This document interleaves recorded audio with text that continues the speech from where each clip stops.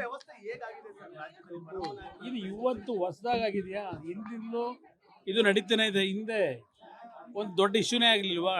DG ಮತ್ತು ಒಬ್ಬರು SP ಯಾರೋ ಇಲ್ಲ, ನಿಮ್ಮ DCP ಅಡಿಷನಲ್ DG ಮಧ್ಯದಲ್ಲಿ ದೊಡ್ಡ ಗಲಾಟೆನೇ ಆಯಿತು, ತನಿಖೆ ಆಗಬೇಕು ಅಂತೇಳಿ.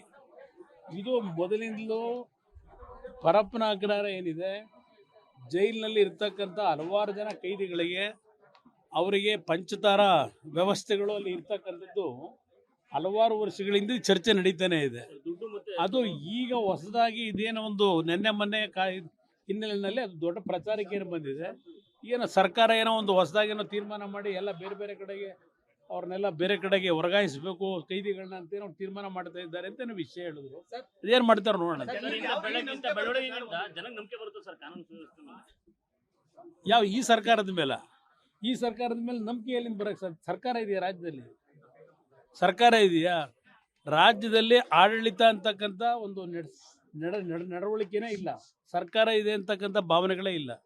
ಇವತ್ತು ಇರ್ತಕ್ಕಂಥದ್ದು ಬರೀ ಭ್ರಷ್ಟಾಚಾರದ ಬಗ್ಗೆ ಬೀದಿಲಿ ಚರ್ಚೆ ಮಾಡ್ಕೊಂಡು ಬೈಕೊಂಡು ಓಡಾಡೋದೇ ಕೆಲಸ ಆಗಿದೆ. ಸರ್ಕಾರದಲ್ಲಿ ಮಂತ್ರಿಗಳಿಗೆ ಕೆಲಸಗಳಿಲ್ಲ, ಮುಖ್ಯಮಂತ್ರಿಗೆ ಸಮಯ ಇಲ್ಲ. ಅವರ ಹಲವಾರು ಹಗರಣಗಳಲ್ಲಿ ಹಲವಾರು ಜನ ಸಿಲುಕಿ ಇವತ್ತು ಆ ಹಗರಣದ ಬಗ್ಗೆ ಸಮಜಾಯಿಷಿ ಕೊಟ್ಕೊಳ್ಳೋದಕ್ಕೆ ಅವ್ರ ದಿನ ಬೆಳಗ್ಗೆ ಇದ್ರೆ ಅದೇ ಅವರಿಗೆ ಸಮಯ ಸಾಕಾಗ್ತಿಲ್ಲ. ಇನ್ನು ಆಡಳಿತದ ವ್ಯವಸ್ಥೆಯಲ್ಲಿ ಬರಕ್ಕೆ ಸಾಧ್ಯ. ಇಲ್ಲಿ ನೋಡ್ತಾ ಇಲ್ವಾ? ಇಲ್ಲಿ